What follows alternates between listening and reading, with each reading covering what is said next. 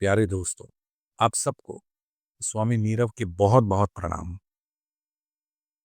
दोस्तों, बड़ा ही क्या कहेंगे, आई ओपनर टॉपिक है आज का। थोड़ा सा समझ ले बात को। अगर आप चाहते हो कि जिंदगी थोड़ी सी आसान हो जाए आपके लिए, तो ये वीडियो आपके लिए बहुत कारगर होगा। थोड़ी सी दुखों से, चिंताओं से, परेशानियों से मुक्ति मिल जाएगी आपको। स्वाध्याय के सूत्र में ये दूसरा वीडियो है। टॉपिक है आज का रोल्स, किरदार। किरदारों से दोस्तों हमें बचपन से ही प्रेम है। कोई ना कोई किरदार हमारा इंस्पिरेशन रहा है। बचपन में मैं कहता था कि मैं फलाना व्यक्ति बनना चाहता हूं, है ना। उस व्यक्ति से मुझे इतना प्रेम नहीं था, लेकिन वो जो जिस किरदार में था उससे मुझे बड़ा प्रेम था। और हम कहीं ना कहीं इंस्पिरेशन इन्हीं लोगों से लेते रहते हैं। किरदार होते हैं हमारे जीवन में जिन्हें हम मेंटोर्स बना लेते हैं, जिनके पद चिन्हों पे चल के हमें ऐसा लगता है कि इनके अगर पद चिन्हों पे चलूं तो मैं एक बहुत सक्सेसफुल आदमी बन जाऊंगा। और अलग अलग प्रकार के हम लोग किरदार को मानना शुरू कर देते हैं, और जाने अनजाने हमारी जो असली पहचान है उससे हम कोसों दूर चले जाते हैं।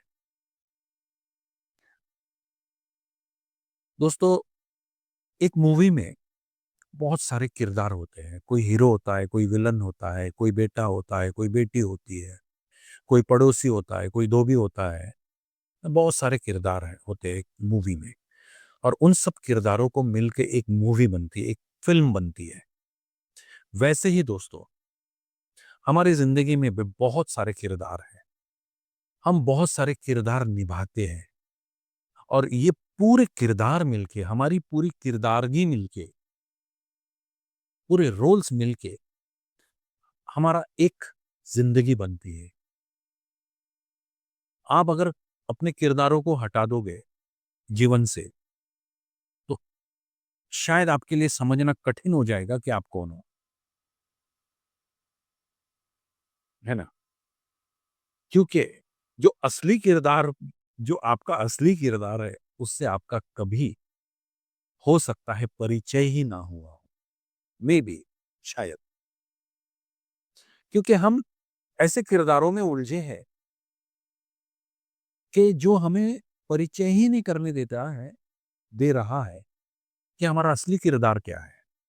समझना इस बात को। आप किसी के बेटे हो, मैं किसी का बेटा हूं, कोई मेरा बेटा है ना। मैं किसी का पति हूं, मेरे कुछ दोस्त हैं, उनके साथ में मैं दोस्ती का किरदार निभाता हूं। मैं एक ओशो फैसिलिटेटर हूं, ओशो मेडिटेशन फैसिलिटेटर हूं। वहां पे मेरा एक अलग किरदार है ना। तो ऐसे बहुत सारे किरदारों से हमारी जिंदगी बनती है, जैसा मैंने कहा। अब हमारा मन क्या करता है दोस्तों, कि जिस किरदार में भी, जो भी आपके समस्त किरदार होंगे, 100-200, जिस किरदार में भी आपको सबसे ज्यादा अटेंशन, सबसे ज्यादा पैसा और सबसे ज्यादा पावर मिलता है, उस किरदार को हमारा मन पकड़ लेता है। आप अगर एक प्रिंसिपल हो, तो और आप उससे बड़ा कोई काम नहीं कर रहे हो, तो आपका मन प्रिंसिपल आपके होने का जो किरदार है उसको पकड़ लेगा। क्योंकि उसमें बहुत अटेंशन मिल रहा है, बहुत पावर मिल रहा है आपको। और हो सकता है कि बहुत पैसा भी, आपकी जो इनकम, जो सैलरी होगी वो बहुत ज्यादा होगी, है ना। सारा स्कूल आपके हाथ में होता है। या आप अगर एक बहुत बड़े नेता हो, तो एक अलग किरदार होता है आपका। बहुत सारे जाने अनजाने लोग आपको नमस्ते करते हैं। बहुत सारे लोग हैं, मैंने देखा है, नेताओं के पैर पांव छूते हैं, आउट ऑफ रिस्पेक्ट और whatever we call it, है ना। तो जो नेता है ना, उसका जो ईगो है वो खूब नरिश होते रहता है। उससे खूब फ्लावरिंग होते रहती है उसकी ईगो में। और मन क्या करता है? मन आपका ये चाहता है कि उस किरदार को आप कभी ना छोड़ें। सबसे बड़ा प्रॉब्लम यही आ जाता है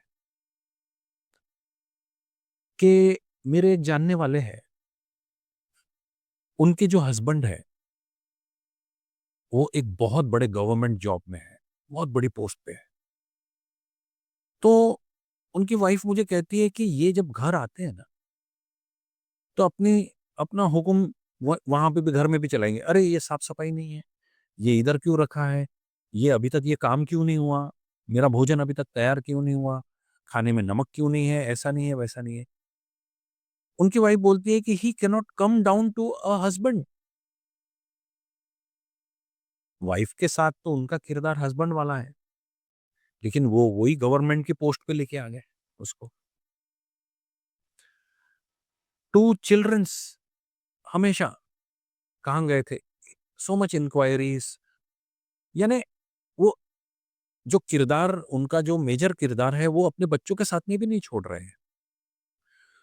उनके बच्चे कहते हैं कि हमने हमने हमारा पापा कई साल पहले खो दिया है। सच स्टेटमेंट उनके बच्चे देते हैं कि हमें हमारे पापा मिलते ही नहीं है, हमें एक ऑफिसर ही मिलता है। बच्चे भी समझदार है। प्रॉब्लम यही है दोस्तों, कि जिस किरदार में भी हमारा सबसे ज्यादा नरिशमेंट होता है, उससे हमारा अटैचमेंट हो जाता है, उससे हम गुरजेफ की भाषा में आइडेंटिफाइड हो जाते हैं, और उस किरदार को हम छोड़ना नहीं चाहते। जिंदगी में सबसे बड़ा प्रॉब्लम ही ये है। फॉर एग्जाम्पल कि मैं एक फैसिलिटेटर हूं, ओशो मेडिटेशन फैसिलिटेटर हूं, और मुझे जो मेडिटेशन कैंप्स में जो मुझे तवज्जो मिलता है ना, तथाकथित तवज्जो जो मिलता है मुझे, एक थोड़ा फैसिलिटेटर का आदर होता है, रिस्पेक्ट होता है, एक ग्रेस होती है उसकी। अगर वही चीज मैं अपने घर पे भी चाहूं, तो ये नहीं हो सकती। मैं अगर मेरी वाइफ को बोलूं कि भाई treat me as a facilitator, बच्चों को बोलूं treat me as a facilitator, मेरे पिताजी को बोलूं कि भाई treat me as a facilitator, Osho meditation facilitator, तो ये बात कुछ हजम नहीं होगी उनको, and they can not come down, है ना। उस रोल को वो मान्य नहीं करेंगे। लेकिन अगर मैं उसी रोल को स्टिकअप हो जाता हूं, तो मेरे जीवन में दुख शुरू हो गया। इसीलिए दोस्तों, सबसे पहला तो ये चीज आपने समझनी है कि दो रोल को मिक्स नहीं करना है। सबसे पहला सूत्र आपका इसमें से जो आप निकलोगे, कि दो रोल्स को मिक्स नहीं करना है। You have to be very alert कि जब फॉर एग्जाम्पल कि जब मैं मेरे बेटे से बात कर रहा हूं, तो उसका एक पिता बात करेगा, है ना। एक ये बात नहीं करेगा, मीन्स एक फैसिलिटेटर या वॉटेवर, वो बात नहीं करेगा। एक पिता उससे बात करेगा। जब मैं अपने पिताजी से बात कर रहा हूं, तो एक बेटा ही बात करेगा। एक दीवार पिक्चर में डायलॉग है दोस्तों, बहुत बहुत प्यारा डायलॉग है। उसमें शशि कपूर अमिताभ बच्चन को कहता है कि जब तक एक मुजरिम बोलेगा, तो एक पुलिस वाला सुनेगा, जब तक एक भाई बोलेगा, तो भाई सुनेगा, है ना। ये जिंदगी का असली सच है दोस्तों। आप किस रोल में पूरे तरीके से ईमानदार हो, सबसे पहले तो वो खोज लेना है। सबसे पहले आपको काम ये करना है कि मेरे कितने रोल्स हैं, मैं किन रोल्स में ईमानदार हूं, 100% हूं अपने रोल्स में, वो आपने खोज लेना है। Either you are a very very good mother, total mother, है ना। इसमें भी एक चीज और बोलना चाहूंगा, बहुत समझने वाली बात है। Do not overpower your roles, है ना। मैं अगर मेरा जो बेटा है, मैं अगर उसको ट्यूशन छोड़ने जाता हूँ, वो अपने दोस्तों के साथ में है, तो मैंने अपने पिता होने के झंडे वहां नहीं गाड़ने हैं, है ना। मैं उसके दोस्तों पे मीन्स उसके जब वो अपने दोस्तों में है, तो I will have to come down to a role of a friend then a father. इतनी मुझ में समझ होनी चाहिए, इतनी मुझ में प्रज्ञा होनी चाहिए। हाँ, जब वहाँ पे एक फादर की ज़रूरत है, तो मैं एज़ अ फादर उसे यूज़ करूँगा। मैंने कब मेरे बेटे का दोस्त बन जाना है, कब मैंने उसका पिता बन जाना है, ये मुझ में प्रज्ञा चाहिए। मैं किसी रोल को ओवर हमारे हमारे साथ में प्रॉब्लम ये है कि हम हमेशा हमारे रोल को ओवर पावर कर देते हैं। हम हमेशा बताना चाहते हैं कि मैं इसका पिता हूँ, ऑलवेज़। कहीं-कहीं पे आपको उसका मित्र भी बनना है। कहीं-कहीं पे आपको अपने बच्चों का मेंटर भी बनना है। नहीं तो उनके मेंटर वो दूसरे वो लोग कर लेंगे कि जिनको वो जानते नहीं। है ना? वो कोई फ़िल्म का हीरो अपना मेंटर बना लेगा कि पापा मुझे उसके जैसा बनना है। कहीं-कहीं पे आपको मेंटर भी बन जाना है ना? एक फ़ादर एक जो फ़ादर होता है ना, उसके कई डायमेंशन्स होते हैं। वैसे आपके हर रोल के कई डायमेंशन्स हैं। उसको ईमानदारी से निभाना है आपको। ओवर पावर नहीं करना है, अंडर पावर नहीं करना है। उसको एक ग्रेस में रखना है। हर रोल का अपना एक ग्रेस होता है। मैं जब मेरे दोस्तों से मिलता हूँ, तो ऐसा नहीं है कि मेरे दोस्त मुझे रौंद के चले जाएँ। एक ग्रेस है। एज़ अ फैसिलिटेटर मैं जब मेरे दोस्तों के पास में जाता हूँ, तो I can not act as a facilitator. वो बोलेंगे कल से आना मत भाई, तुम वहीं रहो, तुम शिविर लो, तुम हमारे पास तुम्हारी कोई जगह नहीं है।